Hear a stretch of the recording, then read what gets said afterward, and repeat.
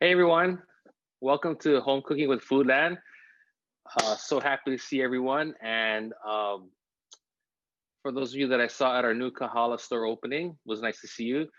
For those of you that maybe not realizing it, this morning we opened our newest store. It's Kahala Market by Foodland. Really fun project. We opened it to great success. It's a really nice tiny store that has a really interesting curation of product, and it also has a restaurant attached to it at Al, which is doing really, really well. So if you're on Oahu or you're going to be visiting Oahu, please come visit the store. I think you'll be really excited. So if I sound a little bit downbeat, it's because I've been up from 3 a.m. this morning, but we're going to make this a great class. And it's an important class because next week is Thanksgiving. And so I'm going to round out today's class, finishing a couple things that you can use for your Thanksgiving next week. And I also thought a great time for you, if you have any questions, for those of you that maybe haven't done turkey or the whole deal before, or you want to improve on it, or just general things you've been wondering about how to do better.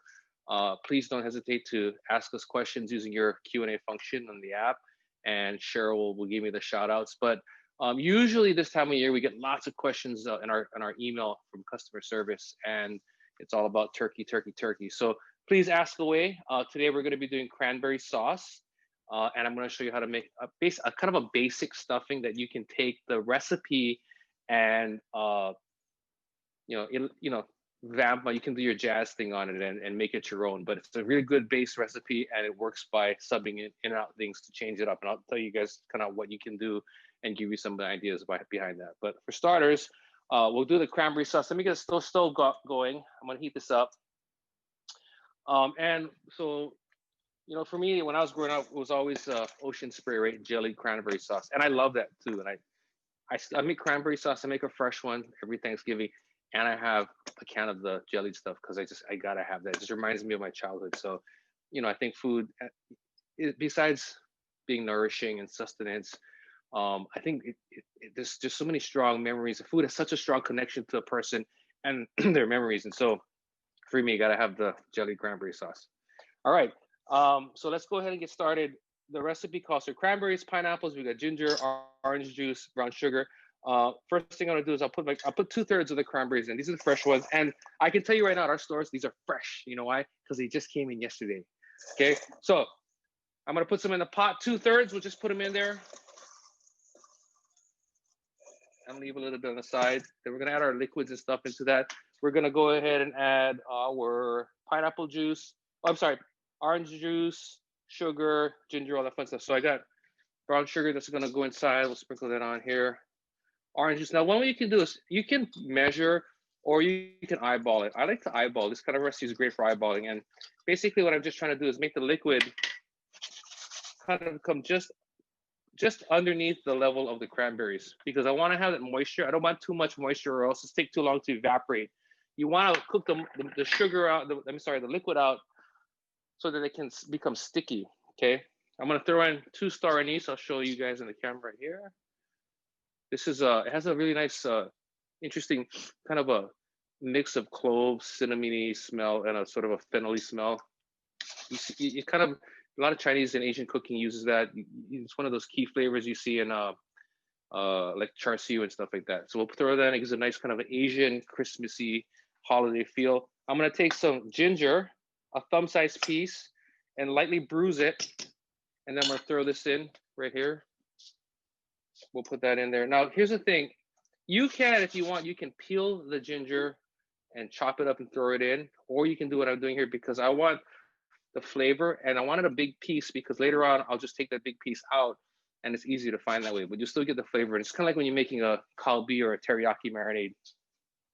So what do we got in there? Anise, sugar, juice, ginger, pineapple. Oh, pineapple we'll do. Yeah, we'll do that now. So I have some of my kai pineapple. You could get a whole one, but I figured I'll just take a couple of these pieces, chop them up. I'll take the nice, really the darker pieces because those are more ripe. I'll chop some of those up to throw in, and then I'll save the rest for breakfast tomorrow. Cranberries. Question about the cranberries. Yes. Do the fresh cranberries come with the seeds removed? The cranberries, They have the seeds inside. They're really small though. The cranberries have. I mean, this is how they come, right? And they have very tiny seeds inside. See them? But that's part of the thing, and you just leave them in there. By the way, I never knew this. I think it's cool. Some of the, but cranberries, they grow them. They call them in a bog, and the way that they harvest them is they're when it's time to harvest, they flood the bog, and they flood it, and all the cranberries float to the top, and then they skim them off, and then they drain it out. That's how you harvest them. That's pretty cool. Now, cranberries in and of themselves are very, very tart, and that's why it takes a lot of sugar to make them delicious. So I'm just gonna chop this up. I'll throw this in our pot and see how quickly it's already, it's already come to a boil. It's all coming together. Now, the reason we're gonna do, I leave part of the cranberries out is because what I like is a little bit of texture. And so what we're gonna do is we're gonna get the first part of the cranberries, so all the flavors will combine. The cranberries will start to break down, they'll pop, and we wanna cook it down to get a lot of that moisture out. And then toward the end of the cooking process, I throw the other cranberries in.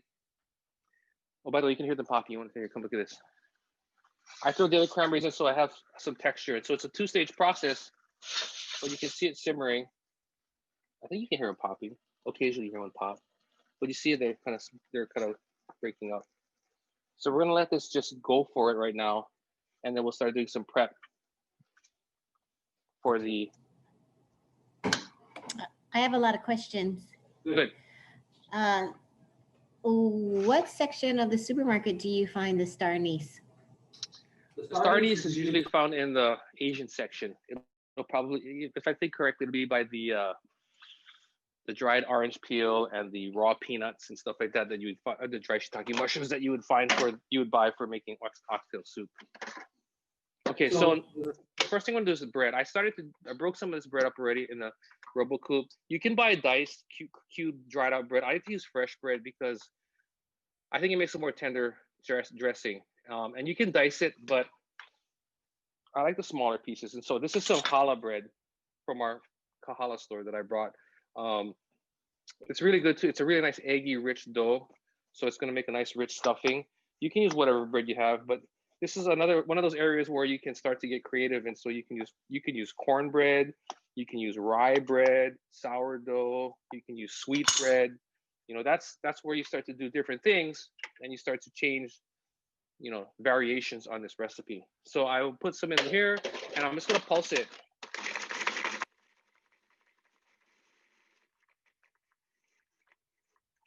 Keoni, can you use canned pineapple for this? You can use canned pineapple, absolutely. And if you don't have pineapple, you don't need to use pineapple either. If you have persimmons, you can use persimmons. If you have pomegranates, you can use pomegranates. You can use figs, dried figs, dates. So there's a myriad of different things you can use. And then you have, again, you just change or you can just not use anything and just have a nice cranberry relish or cranberry stuffing. Put mango in there. Can you freeze cranberries? You can. For how long? As long as you want. They're fine. They'll last. They'll last quite a while frozen. And what happens if you overcook the cranberries? Well, right now, I'll see it here. You can see it all coming together, right? And the cranberries have burst. You see how there's pieces, but you see how it's already starting. This is going pretty quick. It's thickening. I want it to get really syrupy, and then I'm going to add the other cranberries in. You cannot really overcook this. The only thing that'll happen if you quote unquote, if you really overcook it, is it'll just start to get more. You'll lose texture. It'll get softer and softer and softer until it's very homogeneous in texture. Now, the thing you don't want to do is burn this. That's the problem. So you see how it's starting to thicken up? And you want to make sure that when it starts to do this, you keep an eye on it, because if it burns, it'll taste scorched and it'll be bitter. That's the thing you really want to worry about. So a viewer is saying that if you overcook the cranberries, the sauce won't thicken. I haven't had that experience.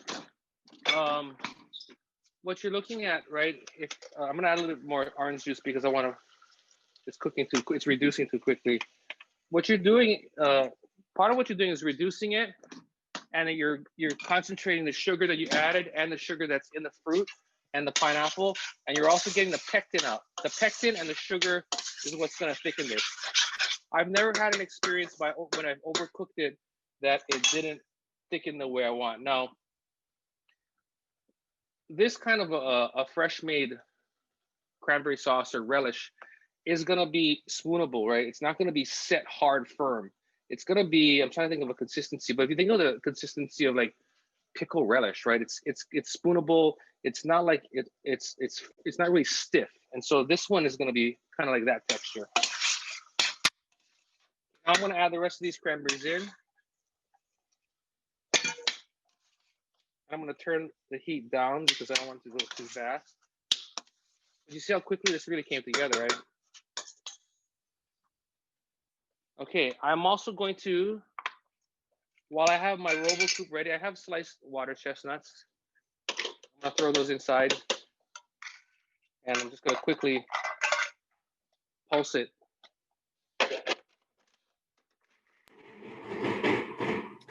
Keoni, you can chop them by hand if you want to.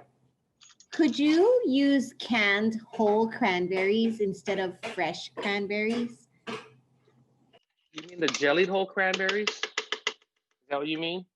If that's what you mean, I wouldn't do that because that process has already been cooked, right? It's cooked and it's pressure. It's cooked into sauce and then it's canned. So it's to me it's a finished product, and you're not really gonna you're not gonna change the sauce very much by cooking it at that point. Okay, so we're gonna go into an onion. I'm gonna go ahead and mince this onion. I already have some there, but we'll get a little bit more. So you cut it in 2 times, then you go down the top.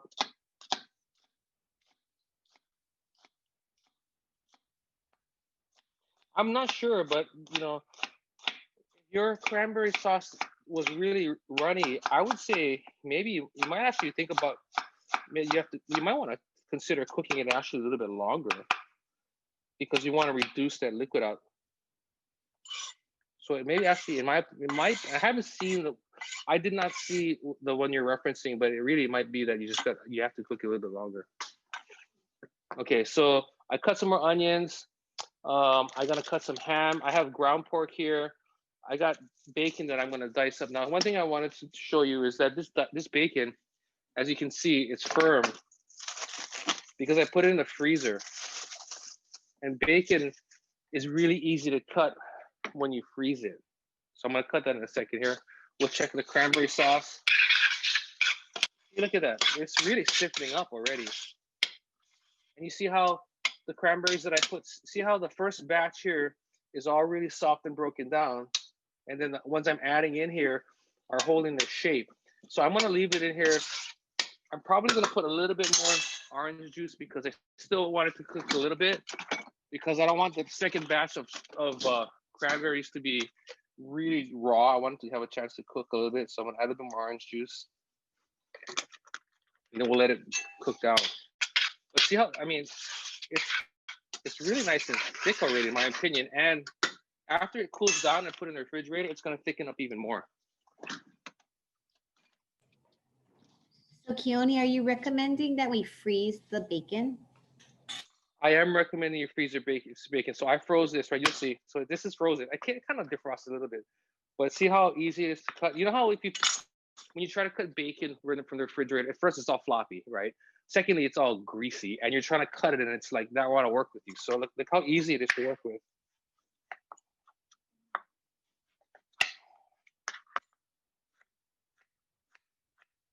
See how fast that is? And it's so simple, right? I mean, it's staying together. My cuts are really neat. My board's not getting all greased up and sliding around all the time.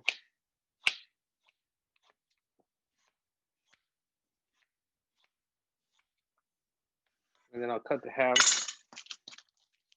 By the way, notice I don't know what your stuffing is like, but when I've taught people how to make this stuffing, they go, "Holy moly, this is like you're putting a lot of stuff in it." And In my opinion, that's what makes the stuffing good. It's almost like a lot of meat and vegetables with a dash of bread.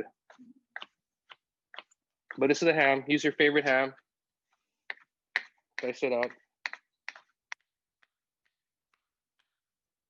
Okay, so first we're gonna start cooking this meat and the fat so we can get the fat out. I'm gonna switch pans around here, but take a look at the stuffing here. It's looking good. See how it's coming together? You see how you see some whole berries, and then you see the other part that's all broken down now, right? You see it's thickening nicely. Okay. So we'll let that go a little bit. This is heating up nicely. I'll be right back. Okay, I have my pan on high. Bacon's gonna go in.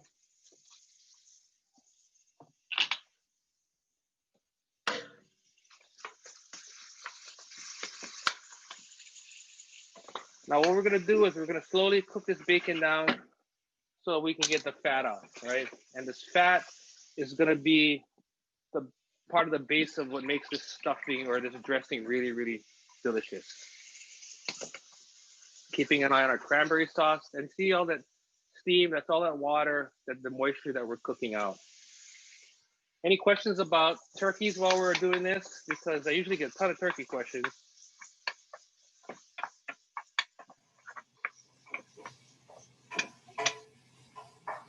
Couple things. Oh, go ahead.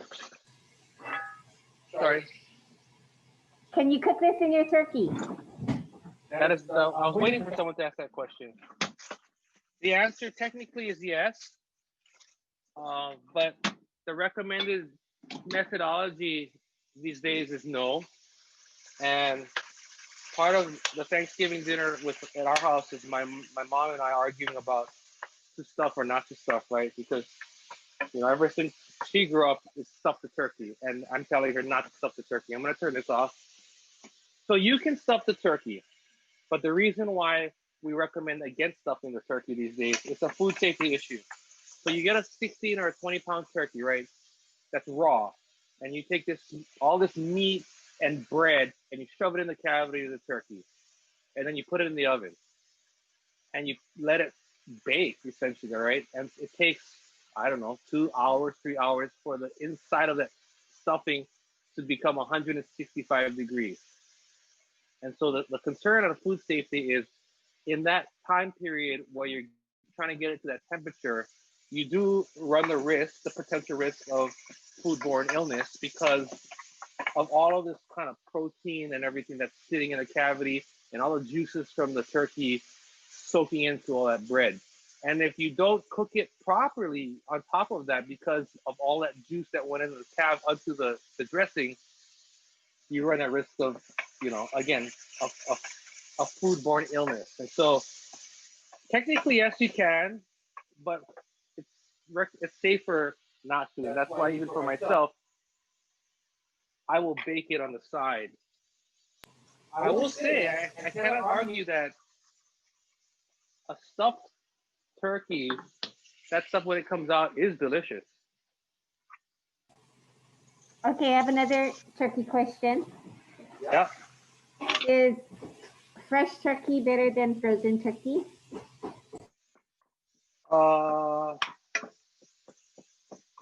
That's a question. I gotta think. I'm trying to think of even the turkeys that we sell. A majority of turkeys that we sell are frozen. I'm trying to think. We have some fresh turkeys, yeah. I think I would say a fresh turkey, if you do it right, has a potential of being better. But I think the part that you got to think about when you're picking a turkey is really just looking at the label and the packaging to see if the turkey was, we call it pumped. Pumped means that it has a solution added to it to help keep the moisture. And it might say 15% brine or 15% stock added, 12 to 15%. What they do is it's essentially like brining the turkey. And by brining it, all of that moisture is in there when you roast it. It helps keep it juicy.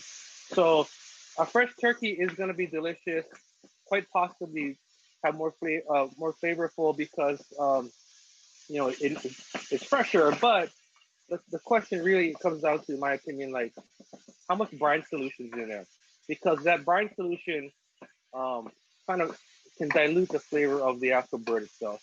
I think if you're thinking about fresh, I would say organic or free range may have more flavor because the bird has a chance to move around and work its muscles, and it eats a different diet so that it has more flavor. I think that's something that you want to consider. Organic also more flavor. Those things I think definitely, if you're looking for flavor, you want to look for. Do you have a favorite brine that you like to use for your turkey? When I do turkey, I don't really brine them, and like I'll use. By the way, I'm throwing in the onions now. I don't really brine them because the turkeys that I use already have that 15% solution typically added. So by brining it, it's not going to be able to absorb any more flavor because of that brine that's already in there. And the other thing is, I don't brine because I really like a crispy skin. And in my experience, once I brine a turkey, the skin doesn't come out as crispy. It comes out more like, when you buy a rotisserie chicken, kind of a softer skin. And so I don't really tend to do that. I don't brine. What I do is I'll take my turkey, and I use a frozen one. Once it's defrosted, I'll put it in my refrigerator. I make space. I clear all the space around it so there's nothing gonna touch it, and I put it in the refrigerator uncovered because I want to dry it out. I want that skin to be tacky, and then when I put it in the oven, I put a nice either butter, sometimes olive oil on it, and that's gonna give me a really crispy skin, and that's what I like. So I prefer to have the crispy skin, so I don't do the brine. But if you're gonna brine, there are a lot of good recipes online. There's brines that use apple juice as a base, which are really good. And the rate, I think it's like I'm trying to think, like a gallon of liquid to I think like 1 cup of salt to 2 cups of sugar, and then you can do different flavorings, different spices, different herbs.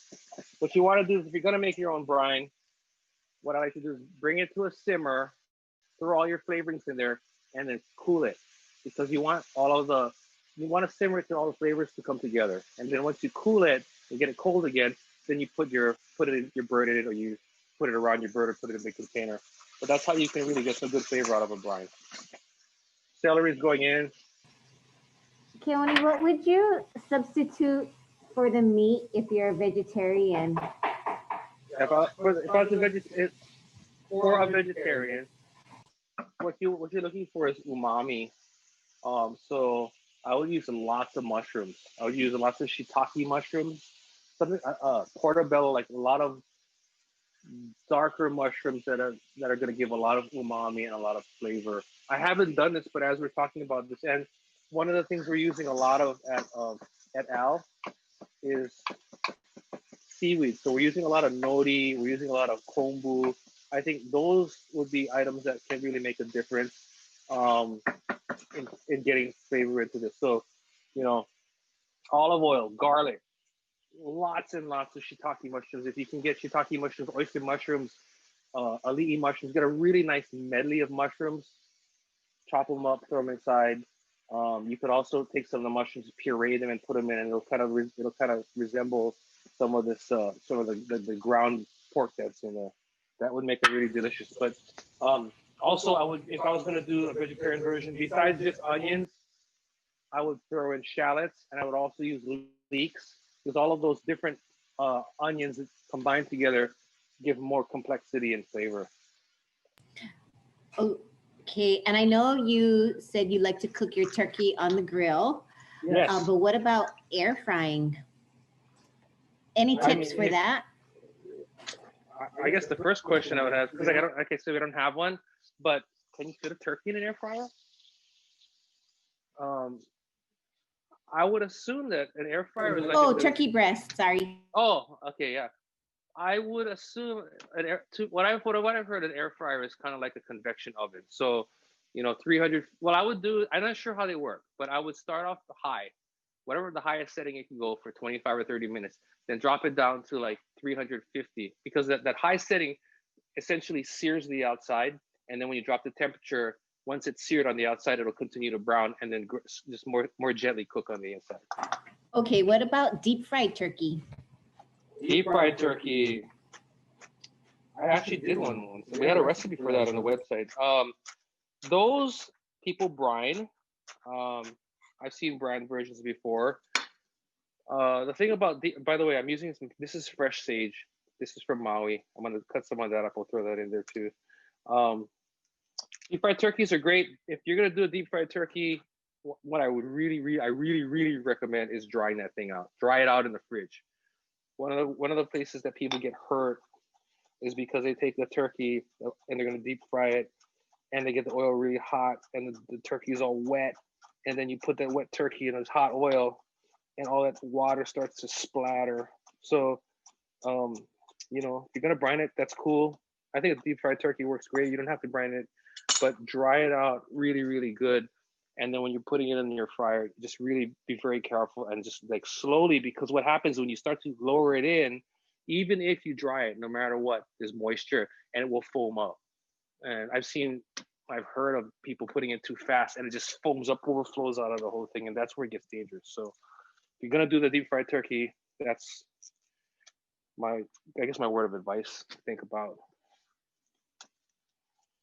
But in all instances, I would say that you should, by now, I think you're with me. If you've done these shows with me, you all have a thermometer by now, right? And you're gonna commit to using that thermometer, and you're gonna temp out the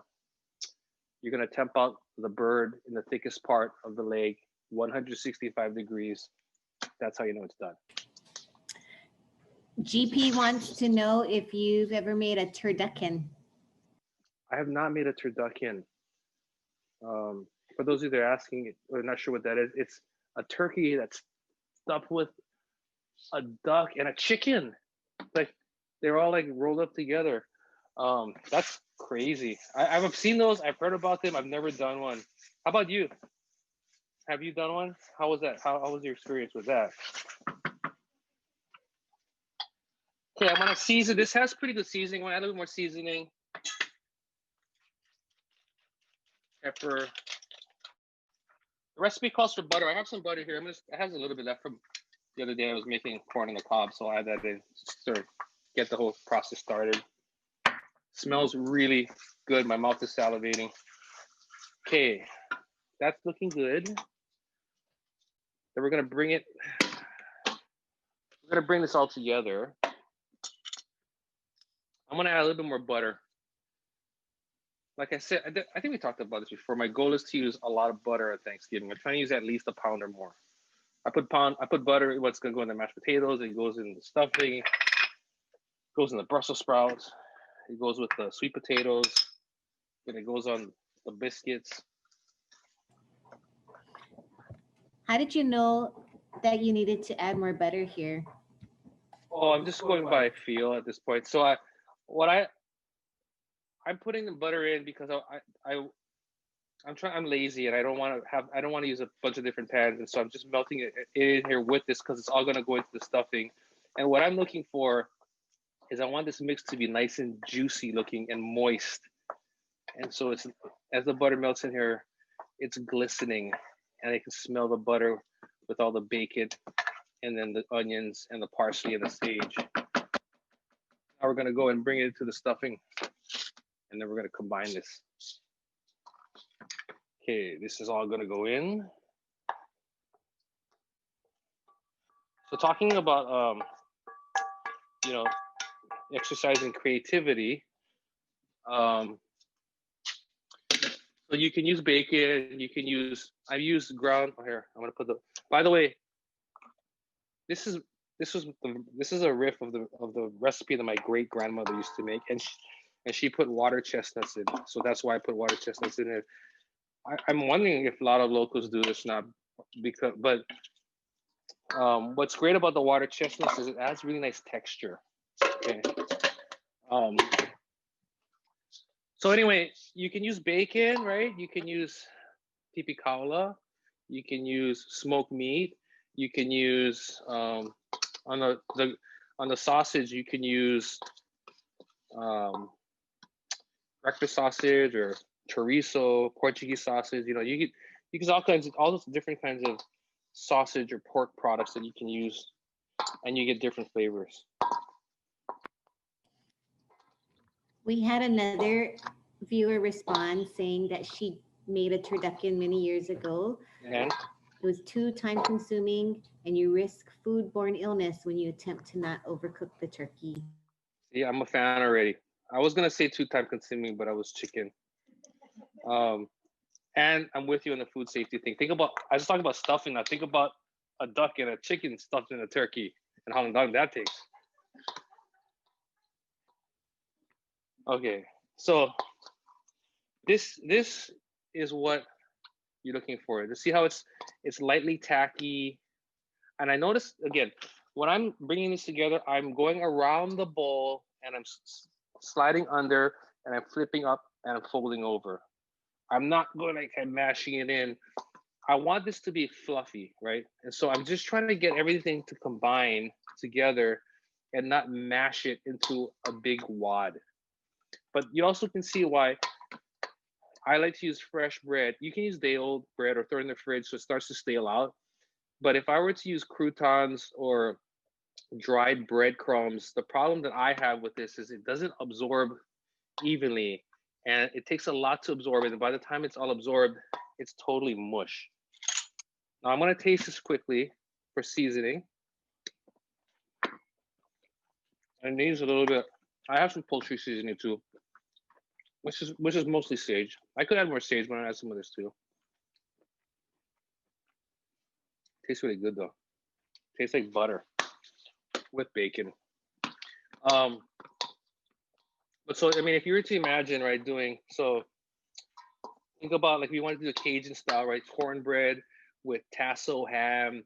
I don't know, put some blackening spice in here or some Cajun spice, and you see how it's changing the color tones change on the stuffing, right? So again, if you did sweetbread, Portuguese sausage, shiitake mushrooms, you suddenly change the stuffing. It's a whole other thing. Put lopchong in there, you know what I mean? So lots of different ways. Put ginger in here, and then it takes on the personality of that dish that you're gonna do. So this is the stuffing. What you want to do is, if you're gonna stuff your bird, then you stuff it, throw it in the oven. If you're not gonna stuff it, you put it in a casserole dish and bake it because you let all the flavors come together. And then you can get a crust on there. And I bake some, so I'll show you what that looks like now. While you're doing that, I have another turkey question. Yeah. What do you do with the giblets? The giblets are good. I will take the giblets too. And I've done this before, by the way, this is what it looks like. Okay. The giblets I have taken and I've sauteed them and chopped them up and put them in the stuffing, which is really good. I also have, you take the neck. I take the neck too, and I'll make stock with that. So I use chicken stock here, but take the neck and you simmer, put some carrots, celery, onions, put the neck in there and simmer that, make a really rich stock, which is great for the stuffing, and then also the base for your gravy. That's really, really good too. Now, it's always fun to bring everything together so you can really see. Cranberry sauce, let me put that on the dish so you can see that.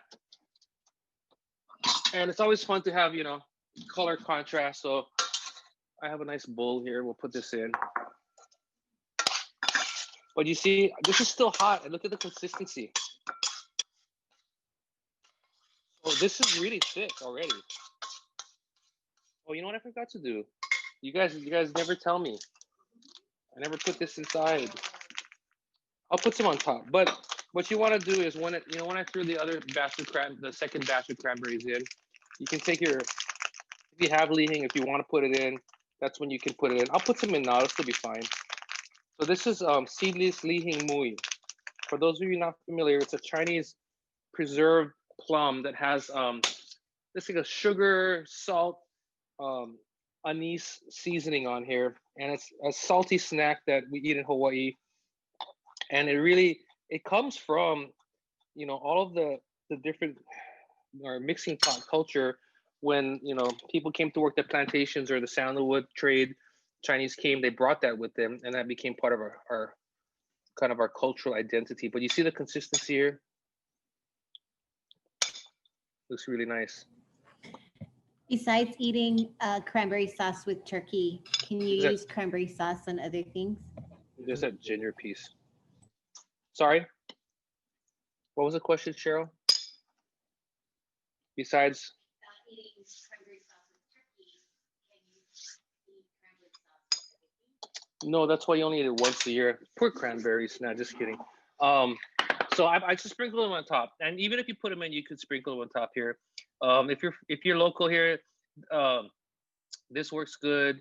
Leading powder works good too, or even if you were to throw lemon peel in there, that would really be good. So again, just different variations, and what it brings to the dish is more of that interesting complexity that you're getting from the 5-spice. You're also introducing salt, so you're making it a little bit more savory. It's like when you put salt on tomatoes or salt on watermelon or salt on a margarita, you're kind of enhancing that flavor. So that's kind of what you get from that.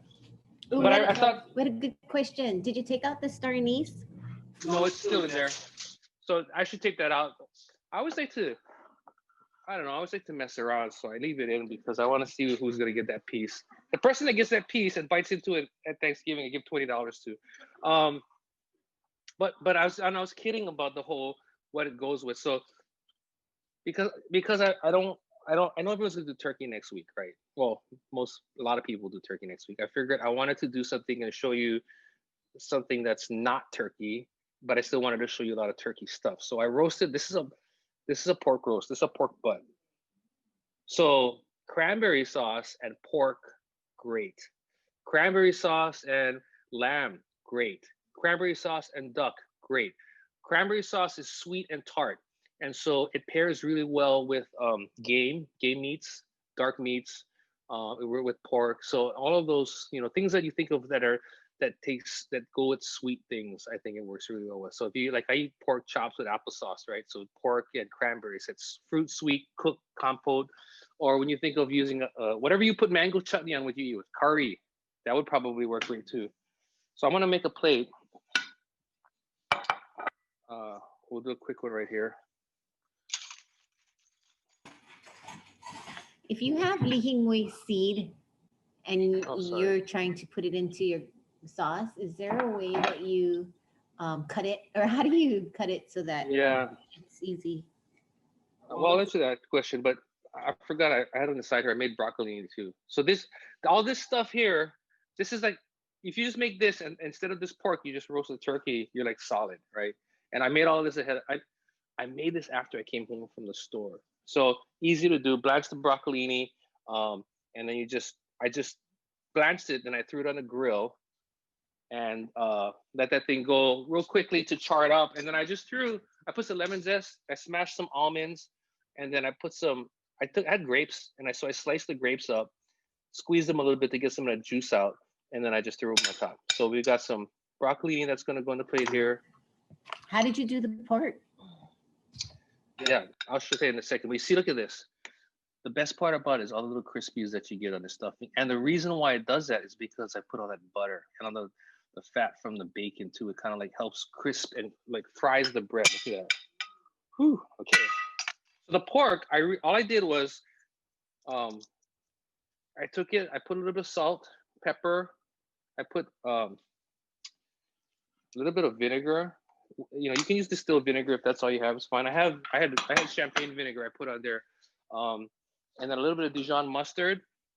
I let it sit, and then I'm telling you, I'm not kidding. I did the chicken. I turned my grill on full blast, threw it on the grill, and I roasted that thing for about an hour and a half till it was 150 degrees, and there it is. And I literally when Chastity and Trish and Cheryl all got here, I was running in the back to pull it out. They can vouch for that. I really just went on the grill. Okay, now I use a boneless pork butt. This is the skin side, so it's crispy here. I like boneless pork butt because you can just roast the thing and just slice it all up. Right? So we'll go in and slice some of this up. Was there a question that I didn't answer, Cheryl? How do you take the seed out? Oh yeah, that's right. that's hard. So if I have the stuff with the seed, I just throw the whole thing inside. And then if you get the seed one, I give you $5. But most of the time you just pick around it. Kind of like if you when you eat ume and you eat the small seed and that one, you gotta work around that. But we'll just throw some of that here. Any tips for making good gravy? Yeah. So here, let me put some of this on top real quick though. Put the cranberry sauce here. Oops. You see how thick that is already? I mean, this thing is gonna just get thicker when it gets cold. So I'm not sure. The person who's asking about the thickening of it really might be just how long you got to cook yours a little bit longer. But see how this is set. Okay, so gravy. What you want to do is you want to save the fat that comes off of the roasted turkey, and then you pour all the fat and all the stock and everything that comes out into a saucepan, and then you put it on high and you let it simmer. And what's going to happen is the moisture that's in there is going to cook out. It'll start to bubble and sizzle, and eventually all you'll be left with is the fat. Then you take the fat and you lightly flour it, and then you stir that in, and you're making a roux. And the consistency you're looking for is the consistency of wet sand. Now you have your roux. And then what you do is, remember that turkey stock that I told you about making with the neck?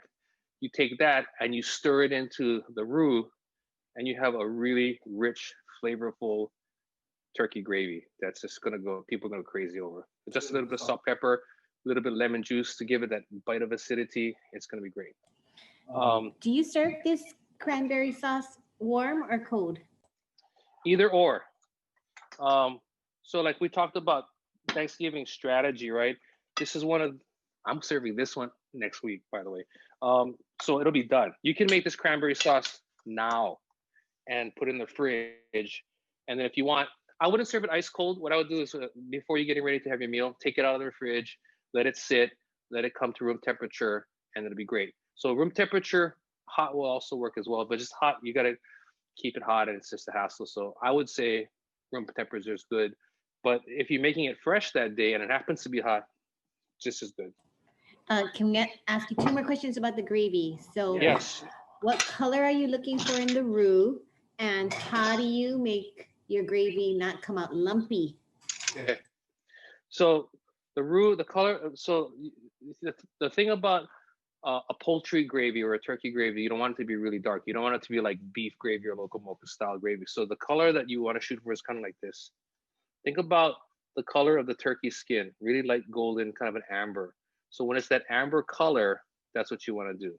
Now, there's 2 ways to not get it lumpy.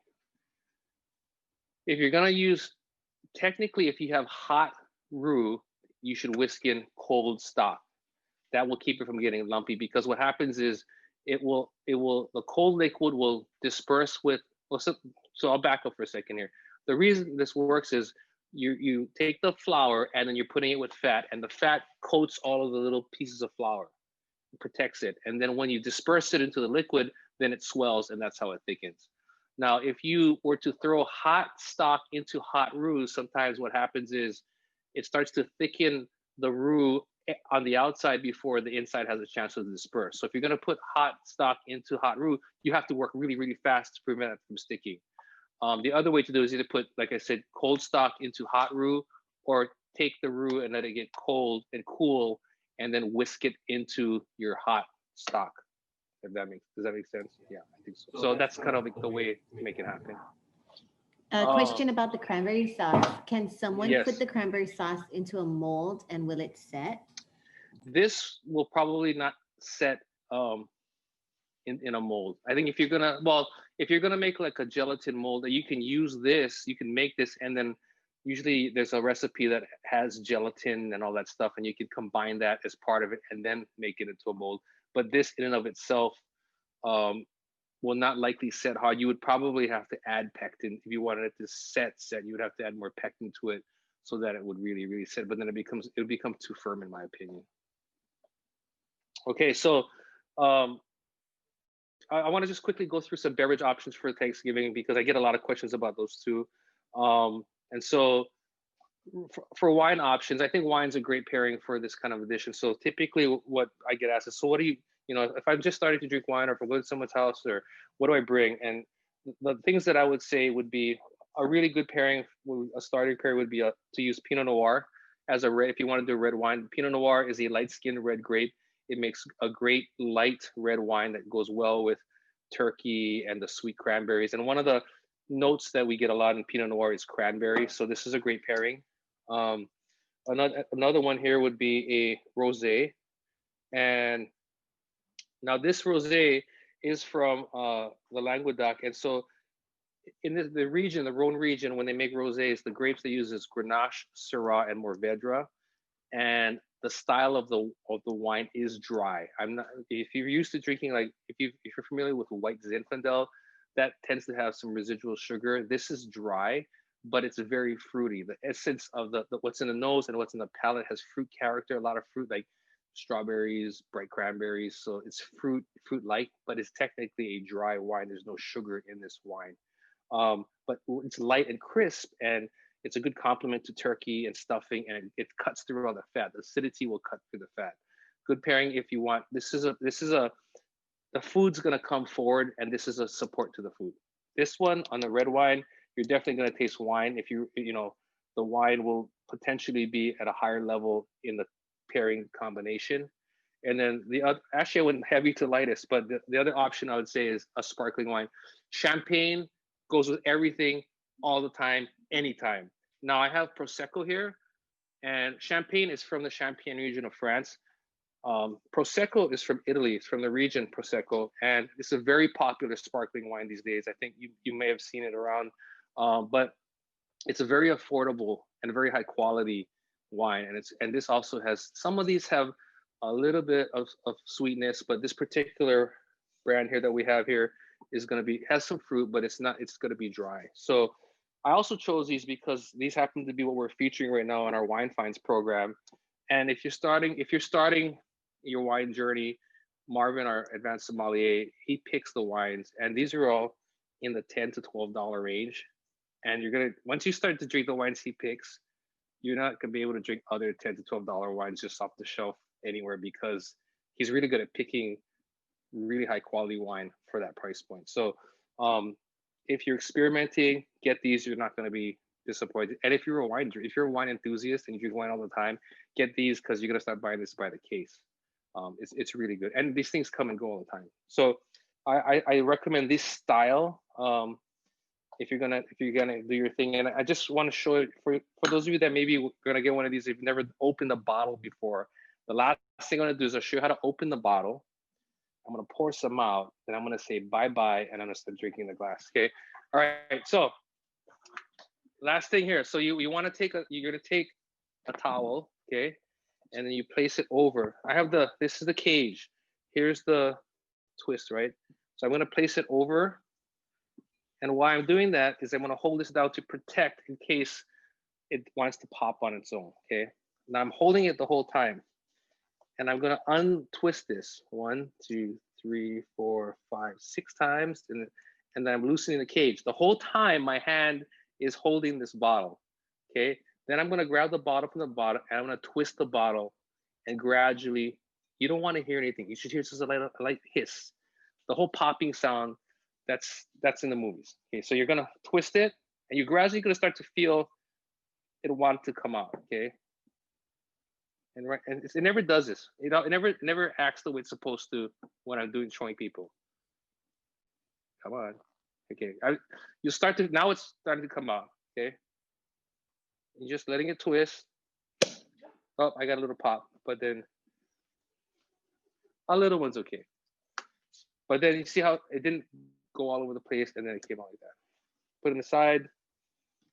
And then when you're pouring, important. When you're pouring, by the way, if you're gonna make a show of this with your guests, when you're gonna pour for your guest, the label should face the guest so they can see what you're pouring.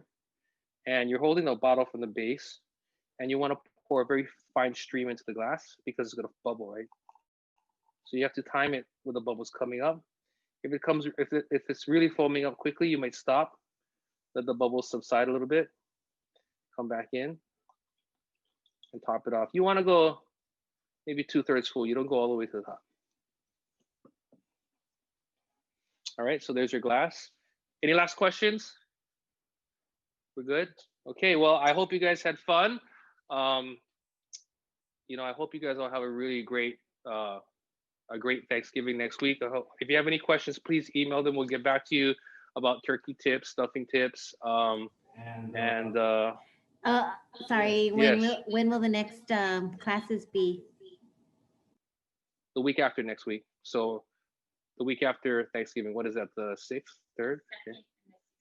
So the next classes will be the 2nd and the 16th. So everyone have a great Thanksgiving. I know it's gonna be a little bit different kind of a Thanksgiving than usual, but there's no reason why we can't still celebrate, because there's always plenty of stuff to be thankful for. So have a great next week, and we'll see you in 2 weeks. Cheers, everyone. Bye now.